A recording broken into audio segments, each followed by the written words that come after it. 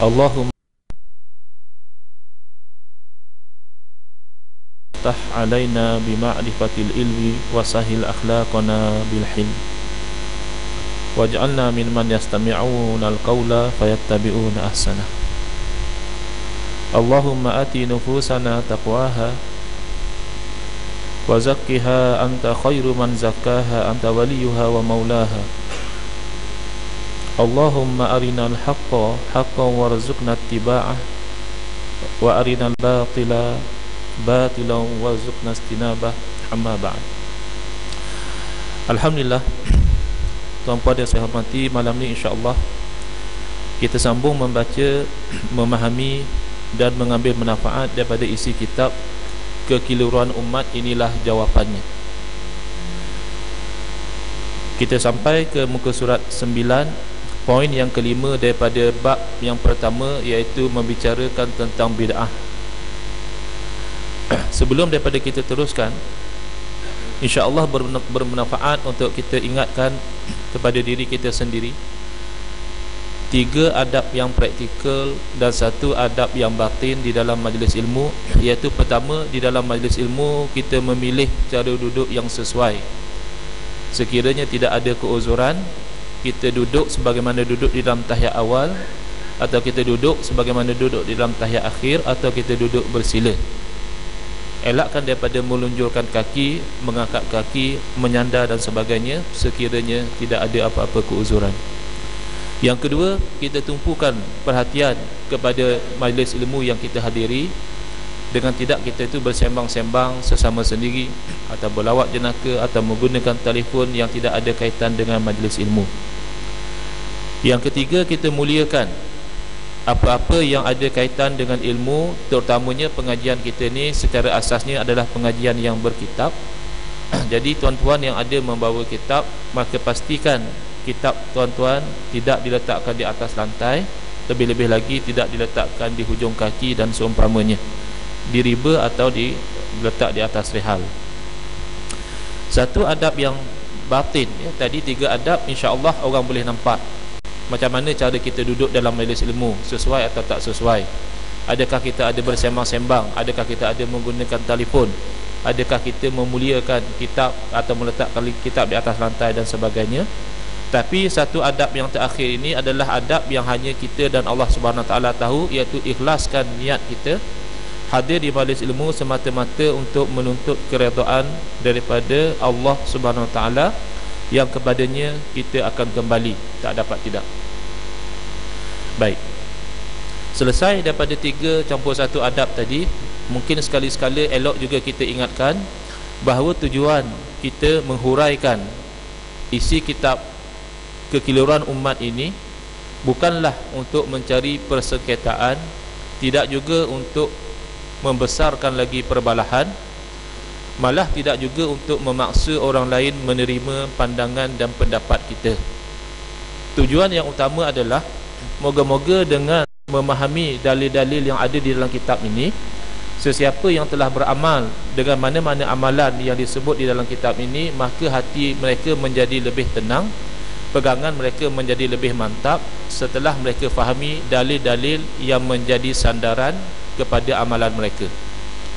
Itu tujuan yang pertama. Tujuan yang kedua, moga-moga ada di antara saudara-saudara kita, moga-moga ada di antara sahabat-sahabat kita yang tidak nak beramal dengan amalan-amalan yang tersebut di dalam kitab ini, sekurang-kurangnya setelah mereka melihat dalil-dalil yang kita utarakan, sekurangnya mereka boleh berlapang dada. Itu sahaja. Tidak perlu sampai mereka bertukar fikiran, tidak perlu sampai mereka bertukar pegangan dan sebagainya. Sekurang-kurangnya mereka tahu, oh, saudara-saudara saya yang beramal ni rupanya mereka pun ada sudut pandangan, mereka juga ada dalil dan seumpamanya. Kerana perbezaan pandangan di dalam memahami sesuatu itu adalah suatu perkara yang sangat biasa. Malah kita jadikan sebagai contoh yang mudah, sesama suami isteri yang sudah puluhan tahun duduk bersama, yang dulu masa kahwin pun atas dasar suka sama suka, masih lagi ada berbalah, masih ada lagi berselisih pandangan dan pendapat, apatah lagi di dalam memahami hukum. Itu satu. Yang kedua, sahabat-sahabat Nabi ridwanullahu taala alaihim ajmain, yang siapakah tok guru kepada sahabat Nabi? Tidak lain daripada guru yang paling mulia, guru yang paling hebat, guru yang paling berkesan, iaitu Sayyidina Rasulullah sallallahu alaihi wasallam. Satu tok guru. Pun sesama mereka masih lagi khilaf, mereka masih lagi berbeza pandangan. Pandangan mereka yang berbeza ketika hayat Rasulullah SAW diselesaikan oleh wahyu. Pandangan mereka yang berbeza setelah kewafatan Rasulullah SAW kekal sebagai khilaf. Bukan kata ulama, bukan kata sahabat-sahabat Nabi yang berpandangan pandangan mereka satu, tidak. Bayangkan, itu satu tok guru. Itu tarbiyah yang terbaik. Masih berbeza pandangan, apatah lagi kita mengaji dengan ustaz yang berbeza, apatah lagi kita berguru dengan guru yang pelbagai. Dan guru kita tentulah sehebat mana pun tidak sehebat Rasulullah SAW, maka kita terbuka kepada kemungkinan berbeza pandangan. Baik.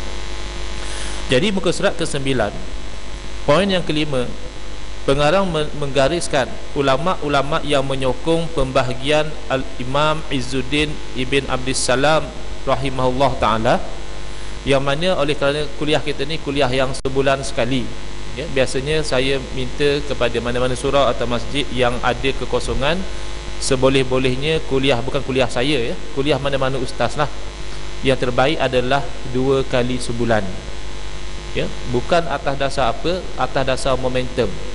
Lebih baik berbanding kalau sebulan sekali. Pesan arwah guru saya almarhum Tuan Guru Haji Muhammad Saman Kati, kata beliau, sebulan musolli, sebulan bidayah. Sebulan sekali, lama-lama tak payah. Maksudnya momentum tu agak kurang. Tapi kalau sebulan sekali pun tak apalah. Kalau itu yang kekosongan yang ada, kita kena refresh balik.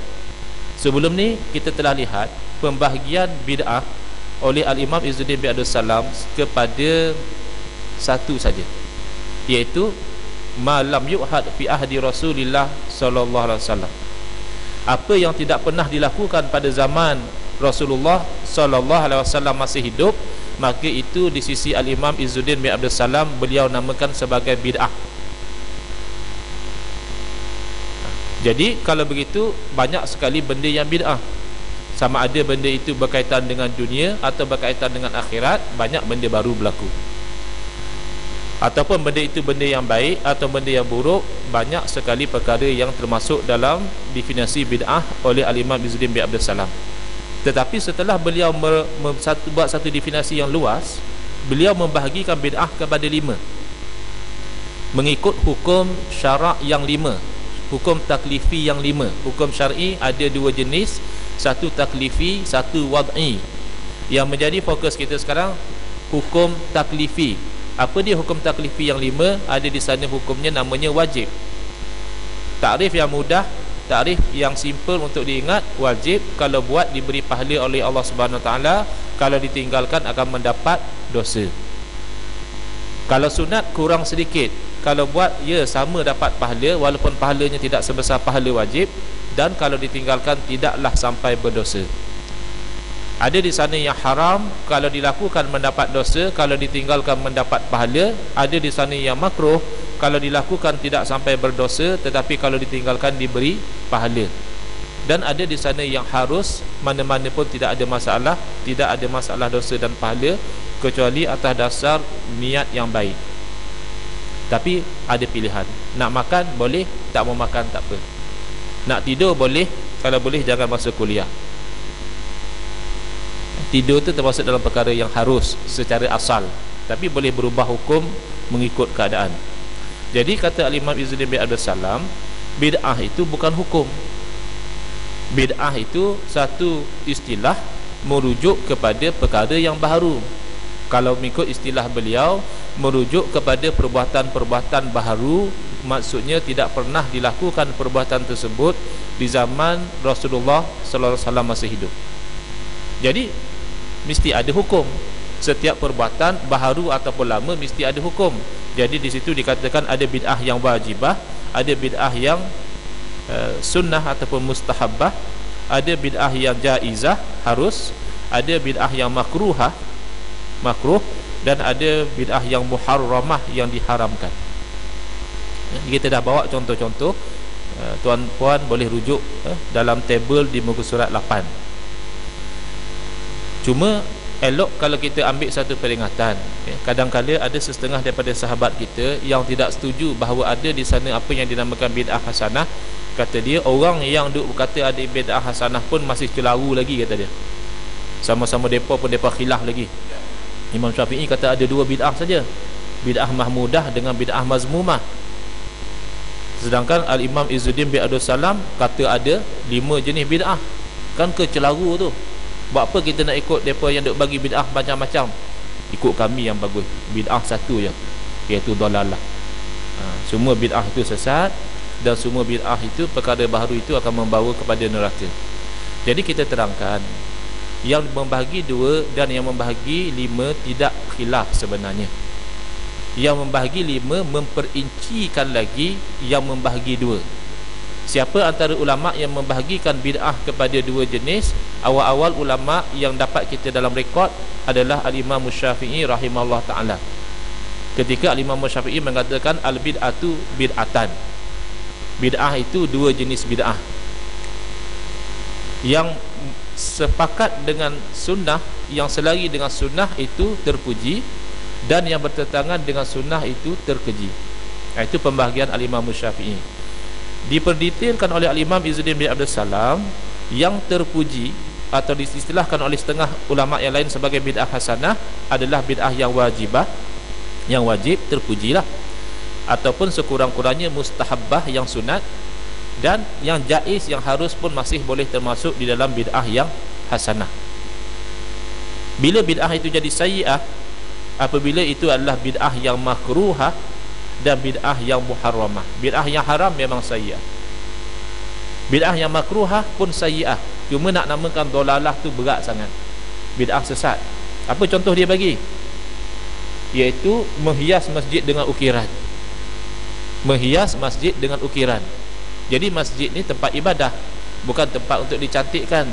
Sebagaimana kubur juga tempat dikebumikan orang, tak perlu diukir, dicantik-cantikkan kubur. Dalam bab ini setengah golongan yang memarah-marah bab mengukir kubur tu ada betul juga.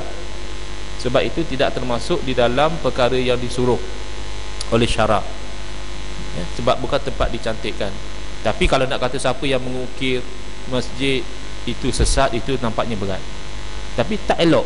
Kulasahnya bid'ah yang makruhah ni jangan dilakukan. Sebab makruh dari segi bahasa bermaksud dibenci. Dibenci oleh siapa? Dibenci oleh syarak. Tidak disukai oleh Allah Subhanahu Wa Taala dan Rasul. Cuma tidak sampai haram. Tuan-tuan boleh, yang mana bawa kitab, boleh mencatat satu lagi definisi yang lebih tinggi sedikit mungkin dari segi perbahasan. Tadi kita kata wajib, kalau dilakukan dapat pahala, ditinggalkan berdosa. Ada ulama' mentakrifkan wajib, ahli usul mentakrifkan wajib, iaitu sesuatu perbuatan yang dituntut melakukan dengan tuntutan yang putus, yang pasti. Ini saya terjemah direct lah daripada bahasa Arab, terus diterjemahkan dalam bahasa Melayu. Dalam bahasa Arab dia talabu fi'lin talaban jaziman. Pendek je kalau bahasa Arab.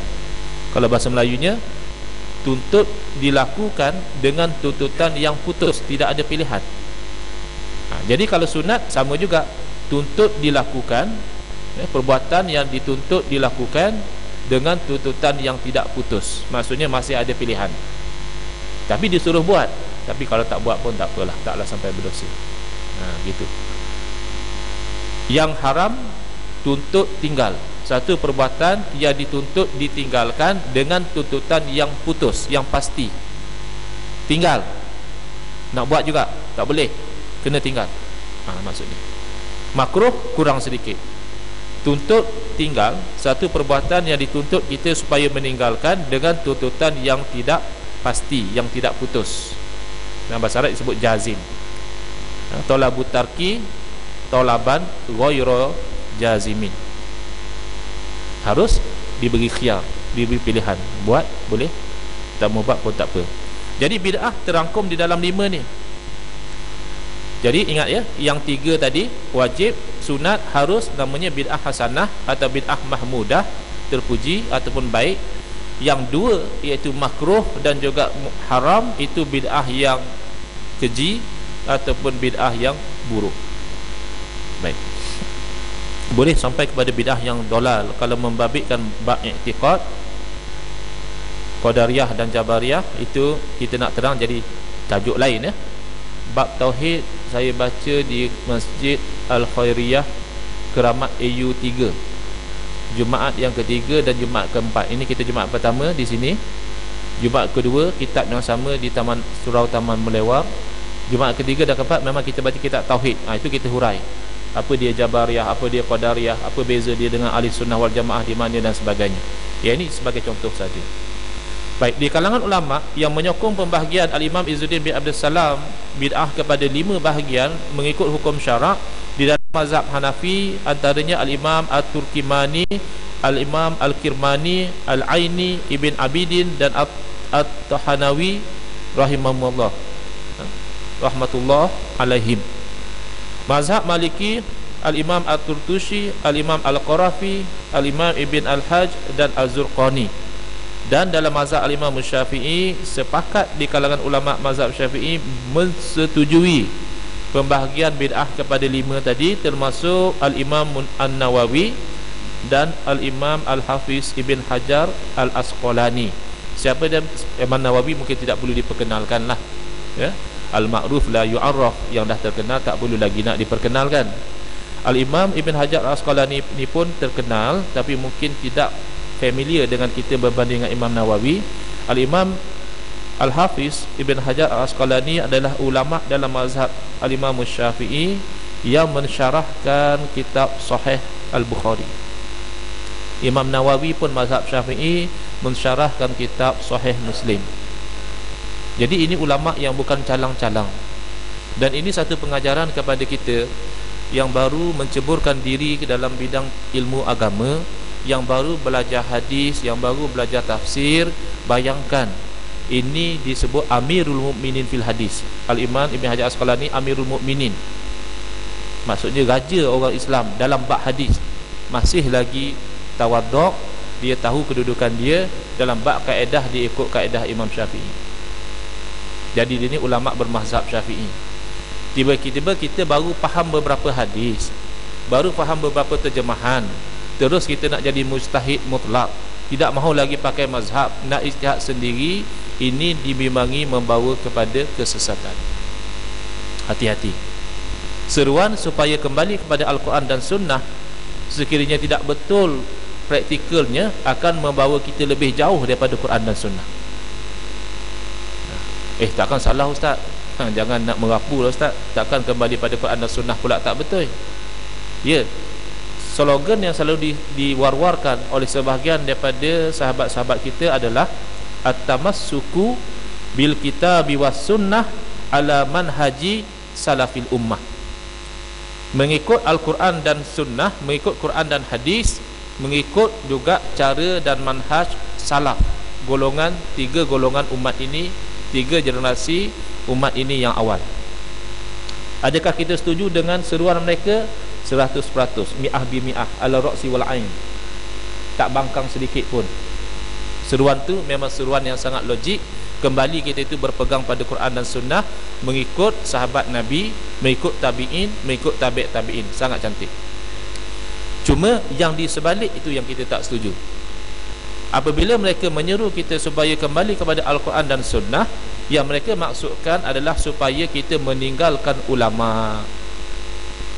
Tak kok Ustaz, mereka pun suruh kita pakai ulama. Ya betul, tapi ulama mereka saja. Sedangkan Islam ni luas. Kan tadi kata salaful ummah. Salaful ummah, Al-Imam Syafi'i salaf, Al-Imam Malik salaf, Al-Imam Abu Hanifah salaf. Malah Al-Imam Abu Hanifah ramai mengatakan beliau adalah tabi'in. Beliau ni mengaji dengan sahabat. Lagi 3 tabi' tabi'in, mengaji dengan tabi'in. Memang confirm salaf. Imam mazhab yang 4 kesemuanya salaf. Habis bila kita mengaji dengan tok guru kita, adakah kita ikut salaf? Sedangkan tok guru kita ni orang yang datang kemudian. Persoalan yang lebih logik adalah, siapa antara kita yang mampu mengaji direct dengan salaf? Tak ada seorang daripada kita yang hidup pada zaman ini mampu mengaji direct dengan salaf, sebab kita terpisah dengan masa. Kita dilahirkan, mereka telah ribuan tahun meninggal dunia. Jadi apabila kita nak ikut salaf, tak dapat tidak kita kena melalui rantaian ilmu yang mana mereka sampaikan kepada murid mereka sampaikan kepada murid mereka, seterusnya sampai kepada kita. Itu logiknya. Bukan terus melompat kepada Al-Quran dan hadis sebegitu saja, bukan. Yang mendakwa mereka mengikut salaf pun mereka ambil pada guru mereka juga. Cek tengok, ada pernah mereka mengaji dengan sahabat Nabi? Confirm tak pernah. Mereka mengambil daripada guru yang hidup sezaman dengan mereka, yang mana guru mereka mendakwa manhajnya manhaj salaf. Mendakwa tak ada masalah, betul atau tak kita kena cek. Sebab mendakwa sesiapa boleh mendakwa. Jadi apabila kita ambil pada guru kita, yang mengambil daripada guru beliau sampai kepada Al-Imam Syafi'i, bermakna kita ikut salaf. Sebab Al-Imam Syafi'i mengambil ilmu beliau daripada tabi'in, dan tabi'in mengambil ilmu mereka daripada sahabat Nabi, dan sahabat Nabi mengambil ilmu mereka daripada Rasulullah SAW, yang kita diperintahkan mengikut baginda. Kalau ikut Nabi pasal apa pula ada sampai 4 mazhab? Tak, mazhab banyak lagi, bukan 4 sahaja.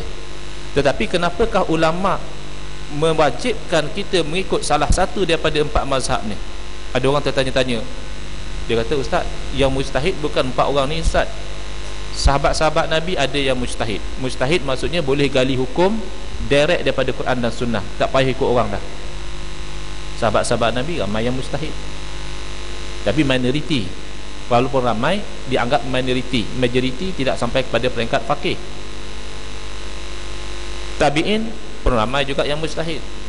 Kenapa 4 ni saja yang ulama' benarkan kita ikut?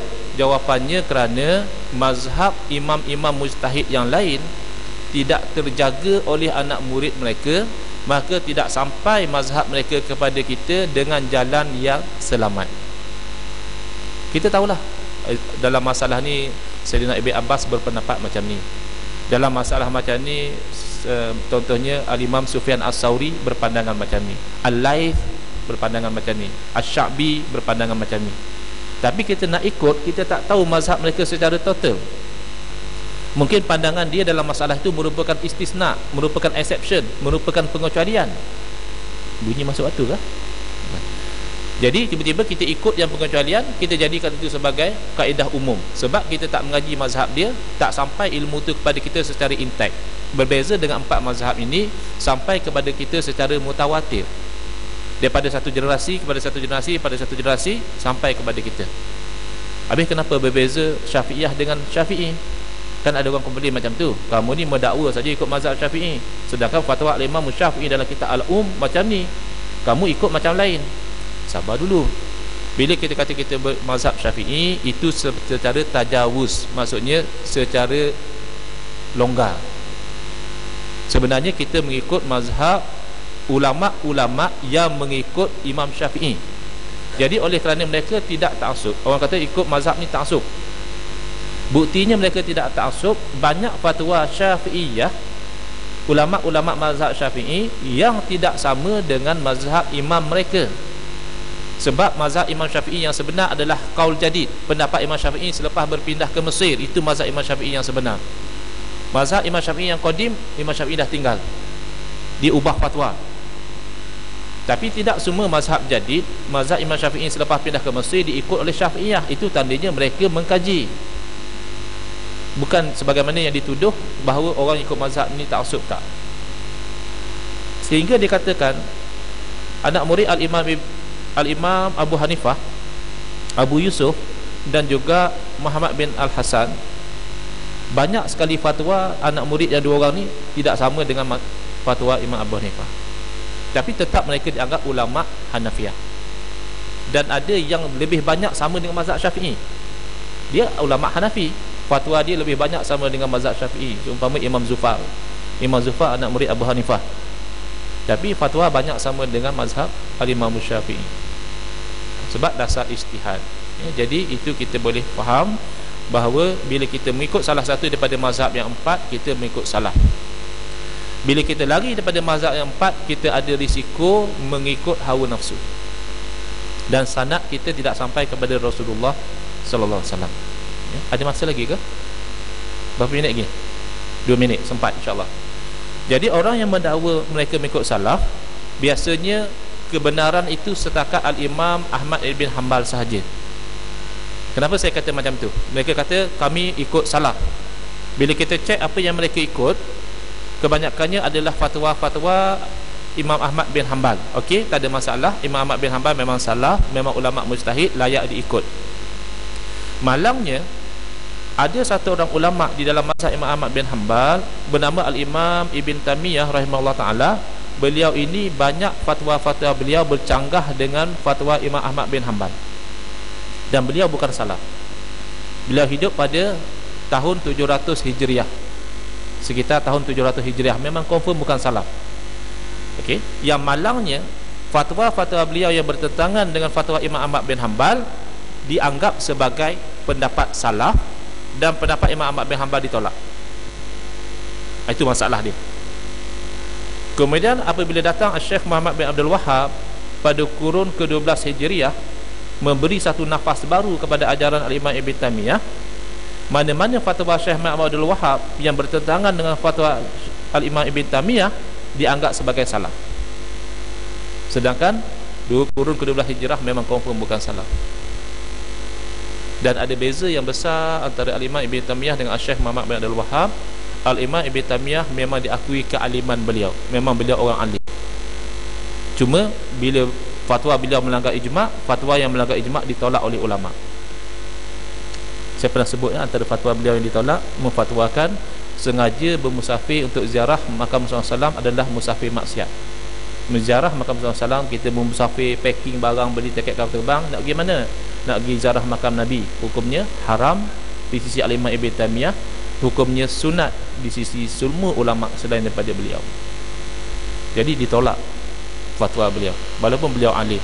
Murid beliau sendiri ada yang menolak fatwa beliau dengan kata mereka, umpamanya Al-Imam Az-Zahabi rahimahullah ta'ala, murid kepada Al-Imam Ibn Taymiyah, kata beliau, Syekhuna habibul lana walakinnal haqqa ahabbu ilaina.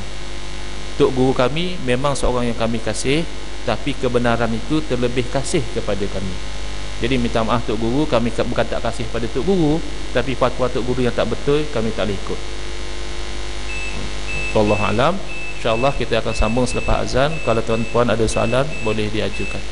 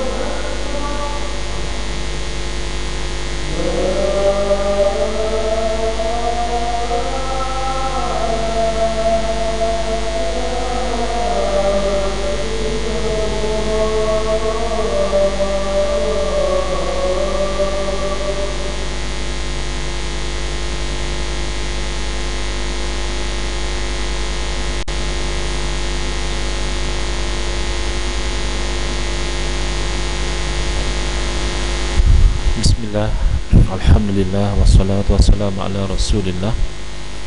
Baik, sebelum kita buka kepada soalan sekiranya ada, kita lihat kepada poin yang ke-6. Ini yang penting, iaitu dalil ada bid'ah hasanah. Apakah dalil adanya bid'ah hasanah?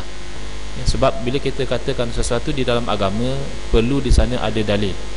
Yang tak boleh kita dalam agama ni kita pakai rasa saya lah haram kot atau berasa saya boleh kot. Agama ni bukan masalah rasa. Ya, ada benda-benda yang boleh rasa. Ya, dalam TV ada program Master Chef, bahagian masak. Jadi yang tu boleh, juri dia pergi, oh saya rasa kurang garam lah ni. Macam tu boleh. Dalam agama tak boleh. Dalam agama mesti berdasarkan kepada dalil. Tinggal lagi, dalil ini tidak semestinya direct. Ya, kadang-kadang orang kita agak terlampau gopoh, kata dia tak ada pun dalam Quran, tak ada pun dalam hadis, kata macam tu. Ulama kadang-kadang menggali sesuatu hukum tu berdasarkan kepada istimbat. Maksudnya secara direct memang tak disebutkan. Contoh, kalau saya katakan dalam kitab dikatakan sunat mengangkat pakaian sebelum solat. Contoh ya, dalam kitab fiqh misalnya kita jumpa pengarang mengatakan sunat kita mengangkat pakaian yang kita sidai di ampayan sebelum solat. Jadi kita pun cari dalam Quran, ada tak ayat ya ayyuhallazina amanu idza kuntum ila solah, apa dia, angkat baju dulu. Bila kamu nak sembahyang, angkat baju di ampayan. Cari-cari tak jumpa. Cari dalam hadis, sekarang kan senang, dalam komputer boleh cari, type saja pakaian malabis, tak jumpa hadis mengatakan angkat pakaian sebelum solat. Tapi ada hadis yang menceritakan tentang kekhusyukan di dalam solat. Hadis Nabi SAW memberitahu yang bermaksud tidak dapat kepada seseorang yang sembahyang tu kecuali apa sekadar yang dia khusyuk. Qadara ma yaqilu fihi, sekadar mana yang dia khusyuk dalam sembahyang, itu yang habuan dia. Yang dilalai tak dapat. Dan dalam Al-Quran ada ayat yang memuji orang yang alladzina hum fi solatihim khashi'un, orang-orang yang dalam solat mereka khusyuk. Angkat baju sebelum solat tak jumpa. Ulama istimbat, di tempat yang kita ni yang biasa hujan, bila kita sembahyang sebelum kita mengangkat pakaian di ampayan mengganggu kekhusyukan. Itu saja. Bukan masalah disuruh angkat pakaian sebelum solat. Dan kita kalau kita dah solat, pakaian kita pula yang tu lah yang ada nak pakai besok, ada meeting, ada program yang penting. Bayangkan Allahu Akbar, bunyi guru, Allah, rasa-rasa nak batai ke tak ni? Tak batai lagi, habis baju, tak ada baju lain dah. Ini yang ulama kata sunat. Sebab mengangkat dahulu pakaian sebelum solat membantu kekhusyukan. Habis kalau negeri yang setahun sekali hujan, hukum lain lah. Bagi mereka tak sunat lah, sebab kemungkinan untuk hujan tu sangat tipis. Biar apilah pakaian kat situ. Sama juga contohnya, kalau dalam masjid ni ada kucing, contoh, asal orang takbir je, dia pun duduk lalu, gesek kaki, cakar tuan imam, pergi sana sini, angkat kaki, kencing pula tepi tiang. Contoh, kucing tu memang hobi dia macam tu. Asal orang sembahyang, dia ganggu. Jadi sunatlah kucing tu kita kurung dulu masa kita nak sembahyang. Atau di surau-surau mungkin dia ikat dulu kucing tu, jangan supaya kucing ni mengacau orang. Tapi nak cari hadis, hendaklah kamu mengikat dan mengurung kucing sebelum solat, dah tak jumpa lah. Nak cari ayat Quran yang kata suruh ikat kucing dulu. Tapi yang ikat kucing kena bagi tahu lah dekat budak-budak, sekali dia tak tahu. Ni Pak Lang ikat kucing ni, sekali dia ganggu orang sembahyang. Sebab saya pernah dengar satu cerita, wallahualam betul ke tak, berlaku macam tu, kucing suka kacau orang sembahyang. Jadi akhirnya sebelum sembahyang dia pakai tambak kucing tu. Lepas sembahyang baru dia lepas. Tapi dia tak cerita dekat budak generasi muda ni pasal apa dia buat macam tu. Jadi generasi muda tak tahu apa sebab. Bila generasi tua dah habis, kucing tu pun dah mati, dia pun cari kucing lain. Sebab dia kata sebelum sembahyang kena tambak kucing. Usaha pergi cari kucing, tambak dulu baru sembahyang. Tu taklid akmal lah namanya. Taklid buta tuli. Tanya orang tu pasal apa ikat kucing ni, Pak Long? Saya kita ikat, dia kacau orang sembahyang, tak khusyuk. Okay. Dah tak ada kucing, buat apa nak cari lagi? Jadi dalil tidak semestinya direct, dia perlu pada istimbat. Contohnya, sekurang-kurang tempoh hamil bagi seorang wanita, itu istimbat daripada Sayyidina Ali radhiyallahu taala anhu daripada 2 ayat. Campur, tolak, baru dapat jumlah dia. Secara direct tidak disebut. Jadi dalil dan bid'ah hasanah dalam Al-Quran, ayat di dalam surah Al-Hadid, wa rahbaniyatan ibtada'uha ma katabnaha alaihim illa ibtigha'a ridwanillah fama ra'auha haqqa riayatiha. Rahbaniyah ni cara ibadah, mereka fokus kepada ibadah. Mungkin kalau dalam agama Islam ni orang-orang suluk, orang sufi, orang tarikat lah, mereka ada zikir pagi berapa ratus, berapa ribu. Syekh dia kata kamu sehari berzikir 300 kali, kamu sehari berzikir misal kata 900 kali. Itu rahbaniyah, satu bentuk fokus kepada ibadah. Jadi orang-orang Yahudi, orang-orang ahli kitab, mereka ni membuat satu perkara ibadah rahbaniyah yang mereka-rekanya ibtada'uha, daripada perkataan yang sama bid'ah tadi, ba dal ain, cuma ditambah alif dengan ta. Ibtada'uha, mereka-reka. Ma katabnaha alaihim, kami tak wajibkan pun atas mereka. Apa tujuan mereka merekakan rahbaniyah ni, cara ibadah tertentu ni? Illa ibtigha'a ridwanillah, tujuan mereka nak dapat redha daripada Allah. Cuma malangnya fama ra'auha haqqa riayatiha, mereka tidak meraihkan hak-hak ibadah tadi. Contoh ya, satu orang yang dah ambil bai'ah tarikat misalnya, maka kata tok guru dia ni, kamu ni saya ijazahkan hendaklah kamu zikir la ilaha illallah 300 kali setiap hari, maka jadi wajib ke atas kamu untuk berbuat demikian. Ni kita perlu pause sekejap, tanya, sebab orang akan heran, boleh ke ustaz mewajibkan satu perkara yang tak diwajibkan? Kita tak jumpa dalil mengatakan wajib kita berzikir la ilaha illallah 300 kali sehari, tak jumpa dalil. Ni boleh pula ke tok syekh yang mewajibkan? Okey, kita tanya balik, pukul 7 petang wajib tak kita berdiri di 7-Eleven Greenwood atau di Shell Greenwood? Wajib tak pukul 7 petang kita duduk di situ? Tak wajib. Tapi kalau kita berjanji dengan kawan kita, okey 7 petang aku tunggu hang kat situ pukul 7, pada ketika tu jadi wajib tak? Jadi wajib. Jadi wajib sebab janji. Okey? Okey. Kalau janji dengan kawan 7 petang kita pergi rompak 7-Eleven, pukul 5 duk fikir, aku nak tunai janji tak? Aku nak tunai janji tak? Tunai janji sekali berdosa pula. Hang merompak orang tak berdosa. Jadi yang tu tak wajib, sebab berjanji perkara yang maksiat tidak wajib ditunaikan. Tadi berjanji perkara yang harus, berjumpa just nak bersembang, itu harus, bila dijanjikan jadi wajib. Wa aufu bil uqud, tunaikan janji. Nampak tak beza? Berjanji nak rompak bank, jangan tunaikan. Kita mungkin janji lebih baik. Kalau dia minta maaf, tak jadi, aku tak berani rompak bank.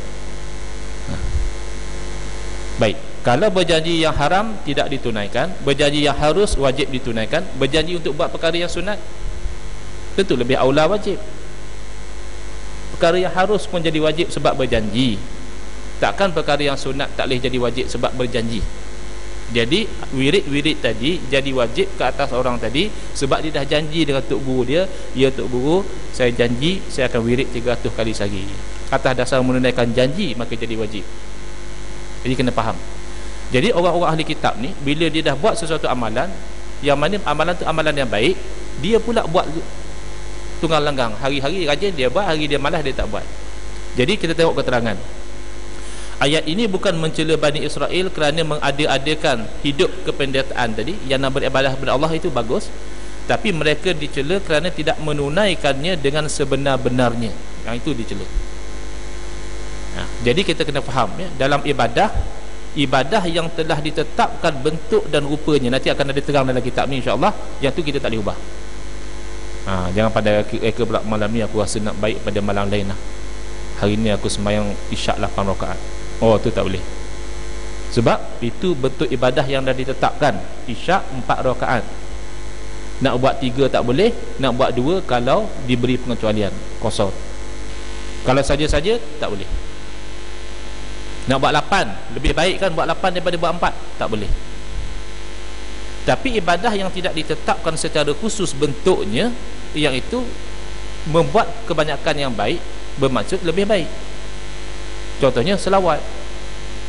Selawat tidak ditetapkan, cuma Allah suruh selawat. Ya ayyuhallazina amanu sallu alaihi wasallimu taslima. Wahai orang beriman, selawatlah ke atas Nabi dan salamlah ke atasnya. Berapa banyak nak selawat? Tidak ditetapkan. Macam mana nak selawat? Ada disebut tapi tidak diwajibkan mesti macam tu. Selawat-selawat yang warid pada Rasulullah SAW ada. Macam ni Rasulullah dan sahabat berselawat, tapi tidak ada dalil mengatakan mesti selawat itu saja. Berdoa pun sama. Ud'uni astajib lakum. Perintah daripada Allah, minta daripada aku akan perkenankan. Berapa kali nak doa? Tidak ditetapkan. Macam mana cara nak doa? Bahasa apa nak doa? Tidak ditetapkan. Jadi dia kekal atas keumuman, sebab tidak ada dalil yang mengkhususkan. Adapun solat, Nabi kata sallu kama ra'aitumuni usalli.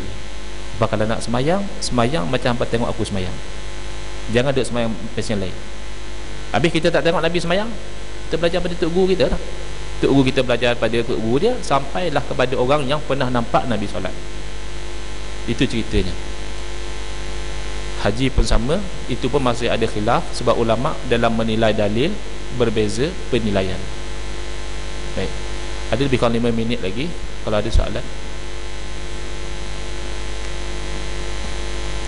Baik, kalau tak ada, saya sambung dalil yang kedua ya. Kita habiskan 5 minit, pukul 9 kita solat Isyak insya-Allah.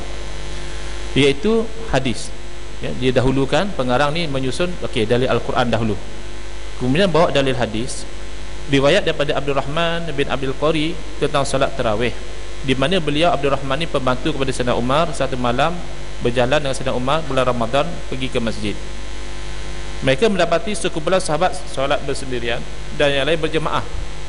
Maksudnya solat malam pada bulan Ramadan ni memang Nabi SAW pernah buat, dan sahabat ada yang ikut Nabi solat. Kan masyhur cerita tu, 2-3 malam Nabi solat, makin ramai, akhirnya malam yang seterusnya Nabi tak keluar. Besoknya Nabi bagi tahu pada sahabat, bukan aku tak tahu kata kamu tunggu, tapi aku takut nanti diwajibkan. Jadi Nabi tak keluar. Jadi lepas tu sahabat amalkan. Bila bulan Ramadan, mereka sembahyang tarawih. Ada yang sembahyang seorang diri, duduk di cukok sembahyang seorang diri. Ada yang 2-3 orang kita jemaah. Ada yang 20 orang, ada yang 15 orang. Jadi berkecamuk. Tapi elok, itu perbuatan yang elok. Tapi Sayyidina Umar melihat adalah lebih elok kalau dikumpulkan semua yang beribadah salat tarawih ni di belakang seorang imam, kita standardiskan buat 20 rakaat. Sebab kebanyakan ulama mengatakan solat malam ini 2-2, tidak ada had. Kalau rajin buat lebih, kalau malah buat kurang. Tapi yang ditetapkan oleh Saudara Umar secara berjemaah di belakang seorang imam, solat tarawih sebanyak 20 rakaat. Jadi selepas itu Sayyidina Umar datang melawat kali kedua. Dia bayangkan pemerintah buat spot check lah. Itu hari datang tengok berkecamuk. Datang tengok kali kedua, setelah dikeluarkan saranan tadi, rupanya elok. Masing-masing semua sembahyang di belakang Ubay bin Ka'ab radhiyallahu ta'ala anhu, yang bacaannya sedap, dan makmum semua pun teratur. Tidaklah di sini sedikit, di sana sedikit, tak. Cantik, elok. Jadi bila nampak macam tu, Sayyidina Umar kata nikmatil bid'atu hazihi. Seelok-elok bid'ah ni lah dia. Seelok-elok benda baru ni dia. Sembahyang tarawih di belakang seorang imam berjemaah 20 rakaat. Bermakna Sayyidina Umar mengatakan perkara baru tu ada yang baik. Zaman Nabi ada tak macam tu? Ada tak sahabat-sahabat sembahyang di belakang seorang imam 20 rakaat macam Sayyidina Umar buat? Tak ada. Sembahyang tarawih dah ada, tapi pesen macam Sayyidina Umar buat tu tak ada. Jadi ini dalil daripada Sayyidina Umar mengatakan bahawa bid'ah itu ada yang elok. Tapi ada orang komplain, dia kata bid'ah Sayyidina Umar ni bukan bid'ah syar'iyah, bid'ah dari segi lughawiyah saja. Terpulanglah, bid'ah lughawiyah ke syar'iyah ke? Bid'ah lughawiyah setiap benda yang baru. Bid'ah syar'iyah benda baru yang tak ada dalil. Jadi sekarang ni benda baru dalam zaman Sayyidina Umar ni, benda baru yang Sayyidina Umar suruh buat, dan Nabi suruh ikut Sayyidina Umar. Maksudnya ada dalil. Kalau dari segi bahasa memang benda baru, peraturan tu peraturan baru. Jadi tidak ada masalah lughawiyah atau syariah, dan ulama mengatakan dalam memahami dalil didahulukan makna yang syar'i.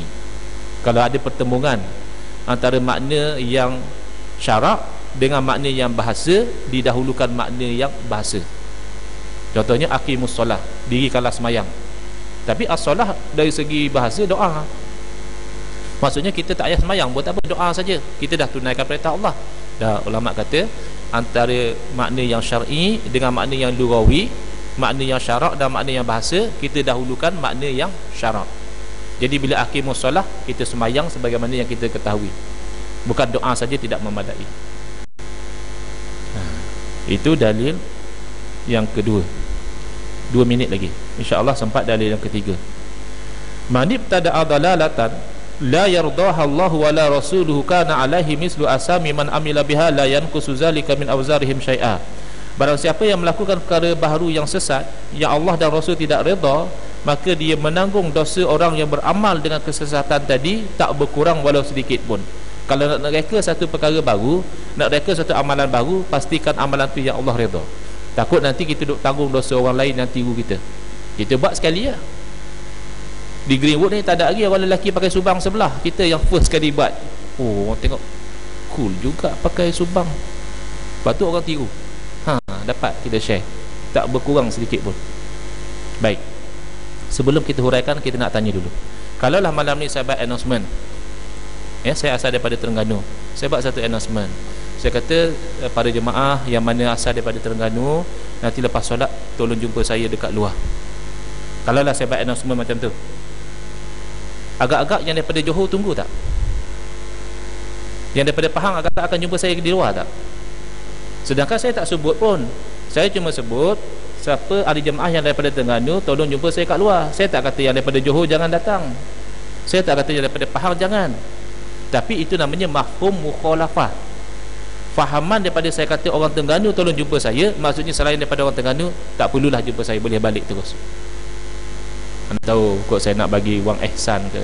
Wang ihsan orang Terengganu kata. Ini maksud hadis ni. Barang siapa yang melakukan perkara baharu yang sesat, yang Allah dan Rasul tidak redha, akan menanggung dosa. Bermakna siapa yang melakukan perkara baharu yang tidak sesat, yang Allah dan Rasul redha, maka dia akan dapat pahala. Jadi bukan perkara baharu itu jadi sesat kerana perkara baharu, perkara baharu itu jadi sesat kerana itu tidak diredai oleh Allah dan Rasul. Nak tahu Allah dan Rasul redha tak redha, kena belajar hukum. Sesuai tak dengan hukum? Sesuai, alhamdulillah. Tak sesuai dengan hukum, kita buat parakan melalui Rasul. Apa hukum Ustaz buat parakan melalui Rasul? Hukum asal berarak harus. Berarak tak ada masalah, berarak ni kita berjalan beramai-ramai. Apa hukum asal berjalan beramai-ramai? Harus. Kenapa berarak? Kerana kahwin, kerana hari merdeka, kerana melalui Rasul. Hukum asalnya harus. Tapi kalau dilakukan dengan cara yang tak betul, berarak tu bercampur lelaki perempuan, tak jaga aurat, bergurau senda pula. Tok imam masjid ni duduk baris depan, yang sana pun sama, tok imam duduk depan, yang perempuan duduk belakang. Jadi yang perempuan duduk belakang duduk di depan tok imam masjid ni. Tok imam masjid balik gelong kepala, sedap sungguh bau yang duduk mai pada masjid sana. Dia punya goyang, dah akan jadi haram. Jadi perarakan maulid pun boleh jadi haram kalau dibuat dengan cara yang tak betul. Jadi ukurannya betul tak betul perkara baharu tu syarak. Saya dah sebut dalam kuliah yang lalu, pakai subang perkara yang dunia. Tapi kalau lelaki pakai subang, itu zaman Nabi orang tak buat. Habis tu bid'ah dolalah ke bid'ah yang hasanah? Lelaki pakai subang bid'ah lah sebab perkara baru. Jawabnya, walaupun perkara dunia, bid'ah yang sayyi'ah sebab melanggar syarak. Syarak kata lelaki jangan menyerupai wanita, wallahu alam. Bismillahirrahmanirrahim. Alhamdulillahirabbil alamin, wassalatu wassalamu ala asyrafil anbiya wal mursalin wa ala alihi wa sahbihi ajmain. Allahumma shrah sudurana wa ahsin akhlaqana wa azim ujurana wa nawwir qulubana bi nuri hidayatika kama nawtar arda bi nuri syamsika abadan abada bi rahmatika ya arhamar rahimin. Walhamdulillahirabbil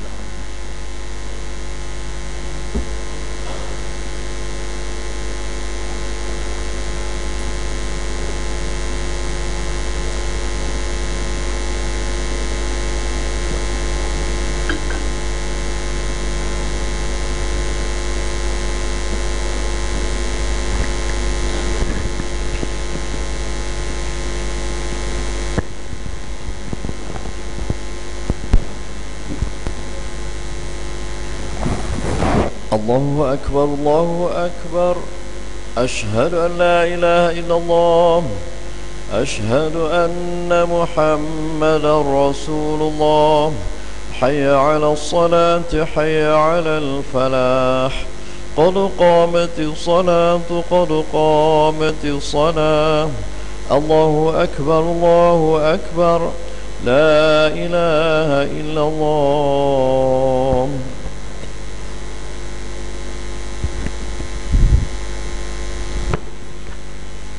صووا صفوفكم فإن تسوية الصفوف من تمام الصلاة. lurus dan rapat dalam saf.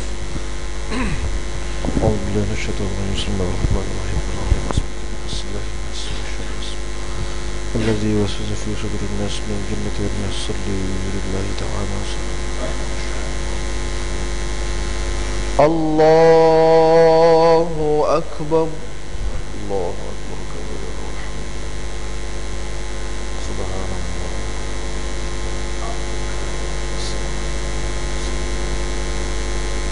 والصلاة يا رسول الله وآتي الله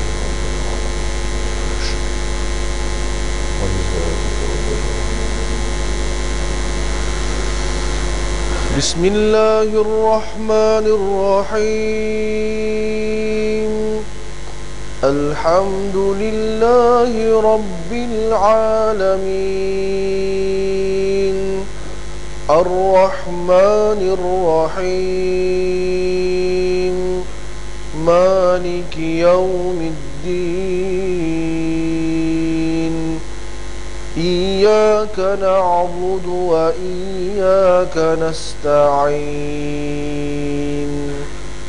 اهدنا الصراط المستقيم.